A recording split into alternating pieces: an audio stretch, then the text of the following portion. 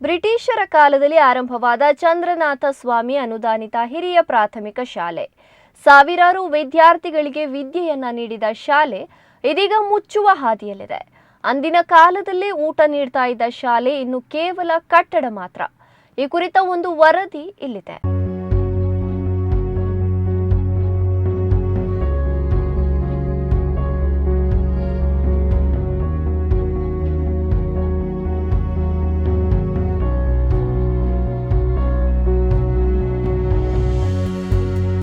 ನೂರ 12 ವರ್ಷಗಳ ಇತಿಹಾಸ, ಸಾವಿರಾರು ವಿದ್ಯಾರ್ಥಿಗಳ ಜೀವನ ಬೆಳಗಿದ ಶಾಲೆ ಇದೀಗ ಮೌನವಾಗಿದೆ.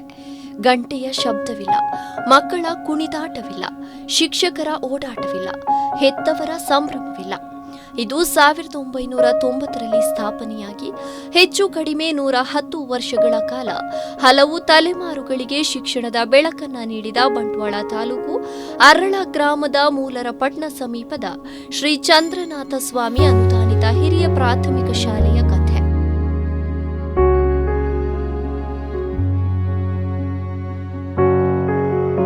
ಹಳ್ಳಿಯ ಮಕ್ಕಳಿಗೆ ವಿದ್ಯೆ ಸಿಗಬೇಕು ಅಂತ ಏಕ ಕನಸಿನಿಂದ ಗುಮ್ಮಣ್ಣ ಶೆಟ್ಟಿ ಎಂಬುವರು ಶಾಲೆ ಹಾಗೂ ಛತ್ರವನ್ನ 1909ರಲ್ಲಿ ಇಲ್ಲಿ ಆರಂಭಿಸಿದ್ರು.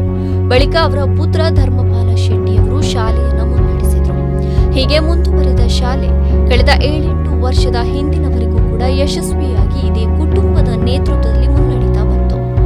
ಆದರೆ ಅನಿವಾರ್ಯ ಕಾರಣದಿಂದ ಶಾಲೆ ಬಾಗಿಲು ಹಾಕುವ ಪರಿಸ್ಥಿತಿಗೆ ಬಂತು. ಸ್ವಾತಂತ್ರ್ಯ ಪೂರ್ವದಲ್ಲಿ ಇಲ್ಲಿನ ಸುತ್ತಮುತ್ತ ಗ್ರಾಮೀಣ ಭಾಗದಲ್ಲಿ ಬೇರೆ ಶಾಲೆಗಳೇ ಇರಲಿಲ್ಲ. ಅದೆಷ್ಟೋ ಕಿಲೋಮೀಟರ್ ದೂರದಿಂದ ಈ ಶಾಲೆಗೆ ಬರುವ ವಿದ್ಯಾರ್ಥಿಗಳ ಸಂಖ್ಯೆ ನೂರಾರು ಇತ್ತು ಎಂಬುದನ್ನು ಹಿರಿಯರು ಈಗಲೂ ಕೂಡ ನೆನಪು ಮಾಡ್ತಾರೆ. ವಾಮದ ಪದವು ಹುರಿಯಾಳ, ಕೊಯಿಲ, ರಾಯಿ, ಕುಪ್ಪೆ ಪದವು ಮಿಜಾರು, ಹೀಗೆ ನಾನಾ ಕಡೆಗಳಿಂದ ಮಕ್ಕಳು ಬರ್ತಾ ಇದ್ರು. ಶಾಲೆಯನ್ನು ಪ್ರಾರಂಭ ಮಾಡುವ ಮೊದಲು ಸುತ್ತಮುತ್ತಲಿನ ಗ್ರಾಮದಲ್ಲಿ ಎಲ್ಲಿಯೂ ಕೂಡ ಶಾಲೆಗಳಿರಲಿಲ್ಲ. ಸುಮಾರು 10-15 ಗ್ರಾಮಗಳಷ್ಟು ದೂರದವರೆಗೆ ಶಾಲೆ ಇಲ್ಲದಂತ ಆ ಸಂದರ್ಭದಲ್ಲಿ ಈ ಒಂದು ಛತ್ರದ ಈ ಪ್ರದೇಶದಲ್ಲಿ, ಅರಳ ಗ್ರಾಮದ ಈ ಪ್ರದೇಶದಲ್ಲಿ ಒಂದು ಶಾಲೆಯನ್ನು ನಿರ್ಮಿಸಿಕೊಂಡು ಅದನ್ನು ಮುನ್ನಡೆಸುವುದು ಅಂತ ಹೇಳಿದ್ರೆ ಅಷ್ಟು ಸುಲಭದ ಸಂಗತಿ ಅಲ್ಲ. ಯಾಕೆಂತ ಹೇಳಿದ್ರೆ ಈ ಶಾಲೆಯನ್ನು ಪ್ರಾರಂಭ ಮಾಡಿದವರು ಇಲ್ಲಿನ ಪ್ರಮುಖರಾಗಿರುವಂತಹ ಗುಮ್ಮಣ್ಣ ಶೆಟ್ಟಿ ಅವರು. ಜೈನ ಮನೆತನದ ಒಂದು ವಿದ್ಯಾಸಂಸ್ಥೆಯಾಗಿ ಬೆಳೆದು ಬಂದಿದೆ. ಹತ್ತಿರದಲ್ಲಿ ಚಂದ್ರನಾಥ ಸ್ವಾಮಿಯ ಒಂದು ಬಸದಿ ಇರುವುದರಿಂದ ಈ ಶಾಲೆಗೆ ಕೂಡ ಸ್ವಾಮಿ ಚಂದ್ರನಾಥ ಹಿರಿಯ ಪ್ರಾಥಮಿಕ ಶಾಲೆ ಅನ್ನುವಂಥ ಹೆಸರನ್ನು ಪಡೆದಿತ್ತು.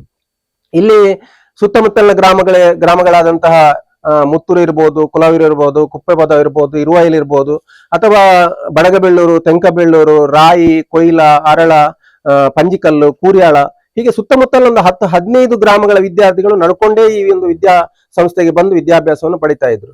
ಆ ಸಂದರ್ಭದಲ್ಲಿ ಮಧ್ಯಾಹ್ನಕ್ಕೆ ಅವರು ಬೆಳಿಗ್ಗೆ ಬೇಗನೆ ಮನೆಯಿಂದ ಹೊರಡಬೇಕು, ಮಧ್ಯಾಹ್ನಕ್ಕೆ ಅವರಿಗೆ ಊಟದ ವ್ಯವಸ್ಥೆ ಇರಲಿಲ್ಲ. ಅಂತ ಸಂದರ್ಭದಲ್ಲಿ ಇಲ್ಲಿ ಏನು ನಾವೀಗ ಶಾಲೆಯಲ್ಲಿ ಬಿಸಿ ಊಟದ ವ್ಯವಸ್ಥೆ ಇದೆ, ಅದು 100 ವರ್ಷಗಳ ಹಿಂದೆಯೇ ಈ ಶಾಲೆಯಲ್ಲಿ ಇತ್ತು ಅನ್ನುವಂಥದ್ದು ತುಂಬಾ ಸಂತೋಷದ ವಿಷಯ. ಯಾಕೆಂತ ಹೇಳಿದ್ರೆ ಬಂದವರಿಗೆ ಮಧ್ಯಾಹ್ನ ಅವರು ಹಸಿದು ವಿದ್ಯಾಭ್ಯಾಸವನ್ನು ಪಡಿಬಾರದು ಅನ್ನೋಂಥ ಕಾರಣದಿಂದ ಇಲ್ಲಿ ಬಿಸಿಯೂಟ ಹಾಗೂ ಚಟ್ನಿಯನ್ನು ನೀಡಿ ಅವರಿಗೆ ಸಂಜೆಯವರೆಗೆ ವಿದ್ಯಾಭ್ಯಾಸ ಮಾಡುವಂತ ಅವಕಾಶವನ್ನು ಅವತ್ತು ಗುಮ್ಮಣ್ಣ ಶೆಟ್ಟಿ ಹಾಗೂ ಅವರ ನಂತರ ಅವರ ಮಗನಾಗಿರುವಂತಹ ಧರ್ಮಪಾಲ ಶೆಟ್ಟಿ ಇರಬಹುದು, ಹಾಗೆಯೇ ಅವರ ಮುಂದಿನ ಪೀಳಿಗೆಯಾಗಿ ರಾಜೇಂದ್ರ ಶೆಟ್ಟಿ ಅವರು, ಇವರೆಲ್ಲ ಈ ರೀತಿಯ ಒಂದು ವ್ಯವಸ್ಥೆಯನ್ನು ನಡೆಸಿಕೊಂಡು ಬಂದಿದ್ದಾರೆ. ಬ್ರಿಟಿಷರ ಕಾಲದಲ್ಲಿ ಆರಂಭವಾದ ಶಾಲೆ ಎಂಬ ನೆನಪು ಮರೆಯಾಗದಿರಲಿ ಎಂಬ ಉದ್ದೇಶದಿಂದ ಹಲವು ಸಾವಿರ ನೆನಪುಗಳನ್ನು ಹೊತ್ತಿರುವ ಶಾಲೆಯನ್ನ ಪ್ರಸಕ್ತ ಇರುವ ಹಾಗೆಯೇ ಸಂರಕ್ಷಿಸಲ್ಪಡಲು ಆಡಳಿತ ಮಂಡಳಿ ತೀರ್ಮಾನಿಸಿದೆ.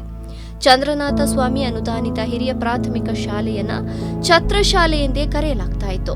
ಯಾಕಂದ್ರೆ ದೂರದೂರಿನಿಂದ ಬರುವ ಅದೆಷ್ಟೋ ಮಕ್ಕಳಿಗೆ ಆಶ್ರಯ ನೀಡ್ತಾ ಇದ್ದ ಶಾಲೆ ಇದಾಗಿತ್ತು. ಅದೆಷ್ಟೋ ಮಕ್ಕಳಿಗೆ ಗಂಜಿ ಚಟ್ನಿ ನೀಡಲಾಗ್ತಾ ಇತ್ತು. ಮಕ್ಕಳು ಇಲ್ಲೇ ಉಳಿದು ಶಿಕ್ಷಣವನ್ನ ಪಡಿತಾ ಇದ್ರು. ಗ್ರಾಮೀಣ ಭಾಗದಲ್ಲಿ ಇದು ಹೊಸ ಅವಕಾಶವನ್ನ ತೆರೆದಿಟ್ಟಿತ್ತು. ವಿದ್ಯಾರ್ಥಿಗಳು ಈ ಗ್ರಾಮ ಹಾಗೂ ಸುತ್ತಮುತ್ತಲಿನ ಗ್ರಾಮಗಳಲ್ಲಿ ಕೂಡ ಶಾಲೆಗಳು ಆರಂಭ ಆದ ಕಾರಣದಿಂದ ಇಲ್ಲಿಗೆ ಬರುವಂತಹ ವಿದ್ಯಾರ್ಥಿಗಳ ಸಂಖ್ಯೆ ಕಡಿಮೆ ಆದಾಗ ಈ ಶಾಲೆಯಲ್ಲಿ ಕೊನೆಯದಾಗಿ ಸುಮಾರು 25-30 ವಿದ್ಯಾರ್ಥಿಗಳಷ್ಟು ಮಾತ್ರ ಉಳ್ಕೊಂಡ್ರು. ಅವರಿಗೆ ಪೂರಕವಾಗಿ ಸರ್ಕಾರ ಆಗ ಒಂದು ಅನುದಾನಿತ ಶಾಲೆಯಾದ್ರೂ ಕೂಡ ಅಧ್ಯಾಪಕರನ್ನು ಕೊಡುವುದಕ್ಕೆ ಕಷ್ಟ ಸಾಧ್ಯ ಅನ್ನೋ ಕಾರಣದಿಂದ ಈ ಶಾಲೆಯನ್ನು ಮುಚ್ಚುವಂತಹ ಸ್ಥಿತಿಗೆ ಬಂತು. ಆ ಸಂದರ್ಭದಲ್ಲಿ ಕೂಡ ಈ ಊರಿನ ಗಣ್ಯರು, ಹಿರಿಯರು, ಹಾಗೇನೆ ಸುತ್ತಮುತ್ತಲಿನ ವಿದ್ಯಾಭಿಮಾನಿಗಳು ಒಟ್ಟು ಸೇರಿ ಈ ಶಾಲೆಯನ್ನು ಉಳಿಸಿಕೊಳ್ಳುವಂತಹ ಪ್ರಯತ್ನಗಳನ್ನು ಮಾಡಿದ್ದಾರೆ. ಇಲ್ಲೊಂದು ಚಿಂತನೆಗಳು ನಡೆದಿದೆ ಆ ಬಗ್ಗೆ ಶಾಲೆಯಲ್ಲಿ. ಆದ್ರೆ ಎಲ್ಲವನ್ನು ನಾವು ಇಲ್ಲಿ ಮೂಲಭೂತ ಸೌಕರ್ಯಗಳನ್ನು ಒದಗಿಸಿಕೊಡ್ಬಹುದು, ಅದಕ್ಕೆ ಬೇಕಾದಂತಹ ಸಂಪನ್ಮೂಲವನ್ನು ಕೂಡ ಒದಗಿಸಿಕೊಡ್ಬಹುದು. ಆದ್ರೆ ನಮ್ಗೆ ಮೂಲವಾಗಿರುವಂತಹ ವಿದ್ಯಾರ್ಥಿಗಳನ್ನು ಎಲ್ಲಿಂದ ಕರೆತರೋದು? ಅವರನ್ನು ಯಾವ ರೀತಿ ಇಲ್ಲಿ ಶಾಲೆಗೆ ಜೋಡಿಸುವುದು ಅನ್ನುವಂಥದ್ದೇ ಒಂದು ಯಕ್ಷ ಪ್ರಶ್ನೆ. ಆದ್ರಿಂದ ನಮ್ಗೆ ಅದಕ್ಕೆ ಪೂರಕವಾಗಿ ಈ ಶಾಲೆಯನ್ನು ಉಳಿಸಿಕೊಳ್ಳುವುದಕ್ಕೆ ಸಾಧ್ಯ ಆಗ್ಲಿಲ್ಲ. ಆ ಕಾರಣದಿಂದ ಈ ಶಾಲೆ ಒಂದು 7-8 ವರ್ಷಗಳ ಹಿಂದೆ ಮುಚ್ಚುವಂತ ಸ್ಥಿತಿಗೆ ಬಂತು.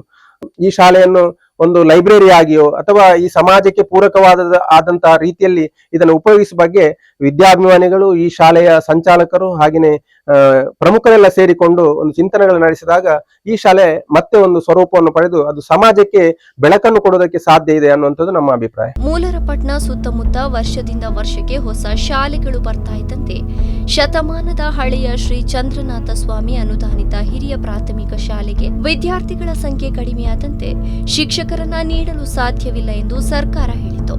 ಇದೆಲ್ಲವೂ ಕೂಡ ಜತೆಯಾದ ಕಾರಣದಿಂದ ಶಾಲೆ ಅನಿವಾರ್ಯ ಕಾರಣದಿಂದ ಬಾಗಿಲು ಹಾಕುವ ಪರಿಸ್ಥಿತಿಗೆ ಬಂತು. ಆದರೆ ಶಾಲೆಯನ್ನ ಹಾಗೆಯೇ ಸಂರಕ್ಷಿಸಿ ಇಡುವ ಹಳೆಯ ವಿದ್ಯಾರ್ಥಿಗಳ ಕಾರ್ಯ ಮಾತ್ರ ಶ್ಲಾಘನೀಯ. ಅಹಮದ್ ಬಾಬಾ ವಾಮಂಚೂರು, ದೈಜಿವಲ್ 24x7.